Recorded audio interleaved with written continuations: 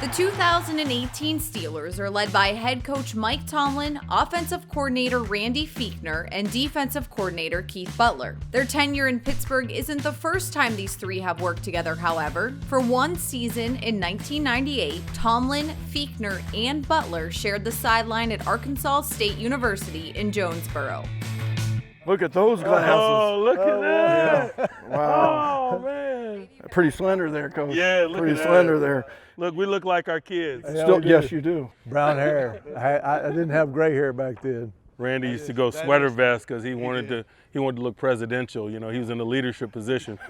He was a coordinator. Yeah. Now look at me. He had to change his wardrobe. He had to look like a coordinator. Their perspective on the experience is probably different than mine. You know, it was a proving ground for us as young coaches, but they were young coaches kind of in a leadership position for the first time, you know, as coordinators. And for me, it was just my first job. You know, I was excited to be making money and to be a homeowner and some of those things. They helped me a lot in terms of my growth and development, in terms of, you know, running my meetings and, you know, leading a group of men. I had just been a GA, and so it was my first job in that capacity, and watching them, how easily they navigated those waters, was big help to me. Coach Fichtner was the first to be hired at ASU by Joe Hollis, who recently took the head coaching position and was starting to build his staff.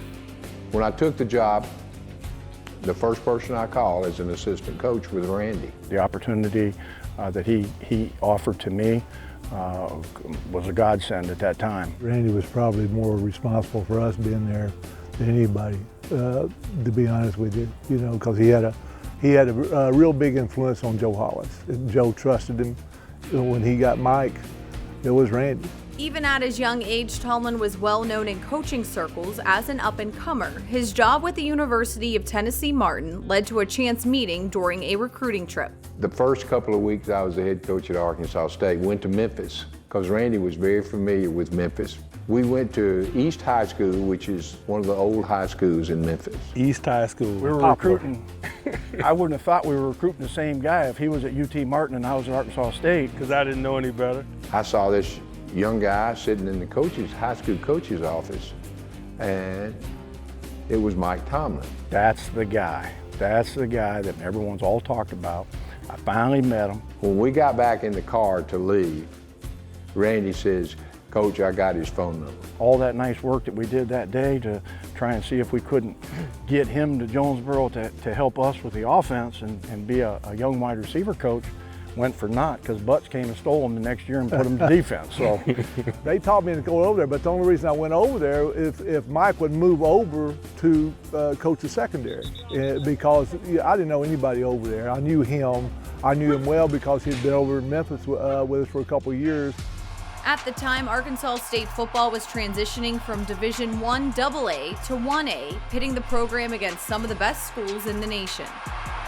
You know, we were trying to change the culture at Arkansas State. You play in a bunch of homecoming games. You know, I'm not kidding you. We played, Georgia, LSU, Ole Miss, University of Minnesota, Virginia Tech, University of Miami, at the Orange Bowl. We went and shut Hawaii out at Hawaii. That was the first 1A road victory for the program. I remember Keith was standing beside me and jumping up and down, throwing his headset off, and it was a big win for us. So I don't know if, you know, 4-8 reflects the efforts.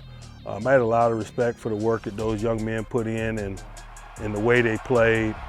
We were in some tough spots. Even though we were 4-8, we enjoyed it. All of us did, and the people there were great people. Great people. hard working. They were all good to work with. I mean, Coach Fichtner was, really one to interact with the players, and Coach Tomlin as well, and the relationship they had with their players. Coach Butler, he was just a real Southern gentleman, is the way I remember him. He would always in the morning bring in Chico sticks. What's a Chico stick? It's like a peanut butter crunchy type candy. He probably still eats these. Although their stint at ASU was brief, Coach Tomlin knew this wouldn't be the last time they would work together. In the arrogance of youth, man, that's probably kind of how I envisioned it. you know, when we were at Arkansas State. You know, I'm like, yeah, man, I'm gonna break through and bring the dudes along, you know. He ain't changed. They laugh because they know that's how I. He was. That's how he was. That's how he worked. Tomlin's premonition would prove true when he took the head coaching job in Pittsburgh, reuniting with Butler and leaving an unforgettable voicemail for Fichtner. I still have the message, and the only thing it said on it was said, I got the job, and so do you. And I played it on the speakerphone to my wife. She started crying. I kind of was tearing up. The kids started bawling because they thought something seriously was wrong. They were really pretty little. I can't be more pleased for all of them. I'm glad that we're all part of the same coaching tree, let me put it that way. We knew them way back when, and now they're all at the Pittsburgh Steelers, you know. And we look for them on the sidelines during the games. There's Coach Tomlin. There's Coach Butler. We have all three of our TVs on different ball games on Sunday for our players to watch, and when the Steelers are on, you know, point out said that he coached here, and the players are in disbelief. No way that, you know, they coach here at Arkansas State, and I have to get the book out and show them, you know, the list of assistant coaches that have been here, and here's their name. You know, the best thing, and I'd say this about us being together this long, is the honesty. The whole time, you know, and the thing about coaching is you got to have honesty, and sometimes that honesty is brutal, and you don't want to hear it, but you need to hear it. And that's probably the thing that kind of holds us together. I know they're going to tell me the truth all the time. I know I can count on that all the time. It's been a great ride, really. It has been, but you know, we look for more. We do. Absolutely. Absolutely.